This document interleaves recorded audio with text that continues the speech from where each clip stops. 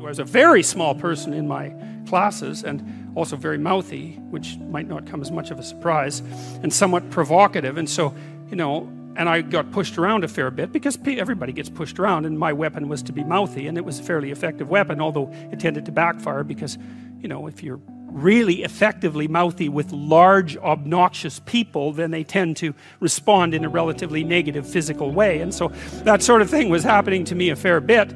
But I was quite proud of the fact that I had some intellectual power. And it was then in my 20s when I learned about some of the danger of that, because I started to read partly Milton's Paradise Lost, and I started to understand the danger of the intellect. And the danger of the intellect, as far as I can tell, is that it tends towards pride and arrogance, and it also tends to fall in love with its own productions. And so that's actually Lucifer in Paradise Lost. That's Lucifer. Lucifer is the intellect that falls in love with its own productions and then assumes that there's nothing outside of what it thinks. That's the totalitarian mentality, right? It's like we have a total system and we know how everything works, and we're going to implement it, and that'll bring about heaven on earth, right? That's the totalitarian mindset, and that's associated with intellectual arrogance. And at the same time, another thing was happening to me. So I was noticing that. I started to understand what that meant. And I also started to understand that there was more to life than the intellect, much more. Because I smoked too much and I drank too much and I weighed like 130 pounds. I wasn't in good physical shape. And I had a lot of things to do when I went to graduate school to put myself together. And at the same time, I was trying to understand why things had gone so crazily wrong with the world, its encapsulation in the Cold War, and what role I might be playing in that, if any, or what role any of us were playing in that. At the same time, I was working at a prison, only a little bit. I worked with this crazy psychologist. He used to put jokes on his multiple choice tests. He was a really eccentric guy, but I really liked his courses. He taught a course on creativity, and he was also a prison psychologist, and he was an eccentric guy, and he for some reason liked me, and maybe because I was eccentric too, and he invited me to go out to the Edmonton maximum security prison with him a couple of times, which I did. And that was a very interesting experience, because I was trying to figure out what role each individual's behavior bore to the pathology of the group. It was something like that. And I went out there and I met a little guy, smaller than me. I was a little bigger by then. And he was a pretty innocuous guy. And what had happened was I was out in this gymnasium. It looks like a high school, a prison, which is really quite telling in my estimation.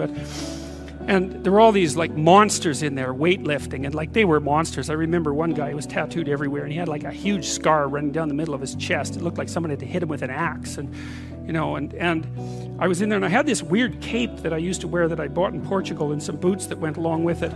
And yeah, it was like an 1890s Sherlock Holmes cape, and it was really like it was from the 1890s, because this little village was up on a hill. It was a walled city on a hill, and they sold these things, and I don't think they'd changed the style since 1890, and so I thought they were really cool, and so I was wearing that, which wasn't perhaps the most conservative garb to don if you're going to go to a maximum security prison. So anyways, I was in the gymnasium, and the psychologist left, and God only knows. I mean, that's what he was like. And all these guys came around me, and they were offering to trade their prison clothes for my cape, and it was it was like I was being made an offer I couldn't refuse, and so I didn't really know what to do. And then this little guy said something like that the psychologist sent me to come and take you away, or something like that. And so I thought, well, better this little guy than all these monsters. So we went outside the gym through some doors, like school doors. We went outside the gym into the exercise yard, I guess, and we were wandering along, and he was talking to me, and he seemed like a kind of an innocuous guy. And then the psychologist showed up at the door and motioned us back, and so, which was kind of a relief. And so I went into his office, and he said, "You know that guy that you walked out in the yard with?" And I said, "Yeah." He said, he took 2 cops one night, and he had them kneel down, and while they were begging for their lives, he shot them both in the back of the head. And I thought, that's... See, the thing that was so interesting was that he was so innocuous. Right? Because what you'd hope is that someone like that would be very much unlike you, let's say, and certainly wouldn't be like someone innocuous that you'd met. What you'd want is that the guy would be like, you know, half werewolf and half vampire, so you could just tell right away that he was a cold-blooded killer. But no, he was this sort of ineffectual little guy who was certainly not ineffectual if you gave him a revolver and the upper hand. And so that made me think a lot about the relationship between being innocuous and being dangerous. And then another thing happened. I met another guy out there, and then a week or two later I heard that he and a friend of his had held another guy down and pulverized his left leg with a lead pipe, like just pulverized it. And the reason for that was that they thought that he was a snitch, and maybe he was. And that time I did something different. Instead of being shocked and horrified by that, although I certainly was, I thought, how in the world could you do that? Because I didn't think I could do that. Eh? I didn't think that. I thought that there was a qualitative distinction between me and those people. And so I spent about 2 weeks trying to see if I could figure out under what conditions I could do that.